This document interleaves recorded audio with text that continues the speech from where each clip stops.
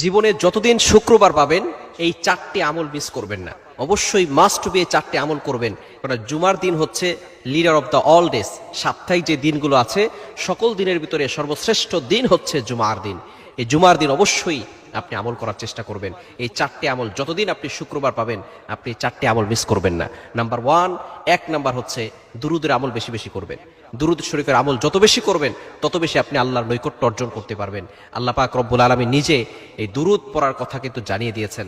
আল্লাহ পাক রব্বুল আলামিন বলছেন, ইয়া আইয়ুহাল্লাযীনা আমানু ওয়া ইউ হ্যাভ বিলিভার্স, ঈমানদারগণ, সাল্লু আলাইহি ওয়া সাল্লিমু তাসলিমা। পবিত্র কোরআনুল কারীম খুলেন 22 নম্বর পারার 5 নম্বর পৃষ্ঠার 4-5 নম্বর লাইনে রয়েছে আল্লাহ পাক রব্বুল আলামিন সূরাতুল আহজাবের 46 নম্বর আয়াতে আল্লাহ পাক রব্বুল আলামিন জানিয়ে দিয়েছেন। আল্লাহ তাআলা বলছেন, ইয়া আইয়ুহাল্লাযীনা আমানু সাল্লু আলাইহি ওয়া সাল্লিমু তাসলিমা।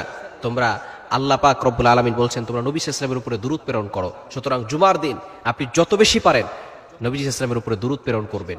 নাম্বার 2, দ্বিতীয় নাম্বার হচ্ছে সূরা কাহফের তেলাওয়াত করবেন। সূরা কাহফ, সূরা কাহফ হচ্ছে খুবই গুরুত্বপূর্ণ একটি সূরা। যে ব্যক্তি জুমার দিনে সূরা কাহফ তেলাওয়াত করবে আল্লাহ পাক রব্বুল আলামিন তাকে দাজ্জালের ফিতনা থেকে হেফাজত করবে। কেন ইমাজিন আপনি কল্পনা করতে পারছেন? দাজ্জালের ফিতনা হচ্ছে ভয়ঙ্কর ফিতনা।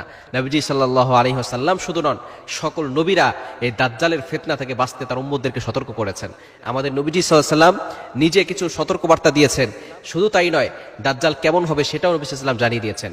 সুতরাং এই দাজ্জালের ফিতনা থেকে বাঁচতে এবং দুনিয়ার সকল ফিতনা থেকে বাঁচতে আমরা প্রতি শুক্রবারে জুমার দিনে সূরা কাহফের তেলাওয়াত করব।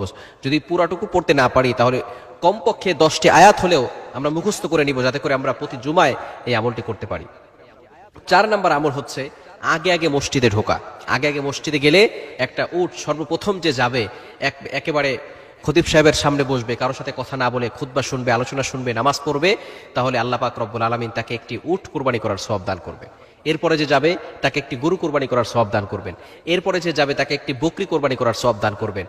এভাবে আস্তে আস্তে মুরগি, তারপরে ডিম কোরবানি করার সওয়াব, অর্থাৎ ডিম দান করলে যে সওয়াব হয় সেই সওয়াব আল্লাহ পাক রব্বুল আলামিন তার আমলনামায় দিয়ে দিবে। এজন্য মসজিদে আগে আগে যাওয়ার চেষ্টা করবেন। এবং এত ফজিলতপূর্ণ হাদিস আমি আর পাইনি। নবীজি সাল্লাল্লাহু আলাইহি ওয়াসাল্লাম জানিয়ে দিয়েছেন, যে ব্যক্তি জুমার নামাজের জন্য পবিত্র হয়ে এরপরে সুন্দর পোশাক পরিধান করে, উত্তম পোশাক পরিধান করে, এরপরে আতর ব্যবহার করে, এরপরে যে রাস্তা দিয়ে সে মসজিদে যায়, ওই প্রতিটি কদমে কদমে আল্লাহ পাক রব্বুল আলামিন তার 1 বছরের গুনাহ মাফ করে দেন এবং 1 বছর আমল করলে যে সওয়াব হয় সেই সওয়াব আল্লাহ তাআলা তার আমলনামায় দিয়ে দেন প্রতিটি কদমে কদমে। এবার চিন্তা করেন, একটু আগে আগে মসজিদে আসলে সওয়াব কম হবে না বেশি হবে?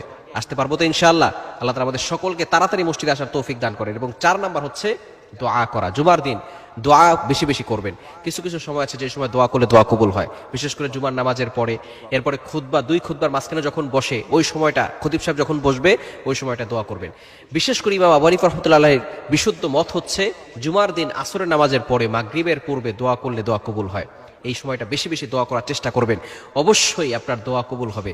আমরা অনেক সময় হতাশ হয়ে যাই যে আমার দোয়া কবুল হচ্ছে না কেন, আমার দোয়া কবুল হচ্ছে না কেন। আপনি আল্লাহর প্রতি ভরসা রাখেন, অবশ্যই আপনার দোয়া কবুল করবেন।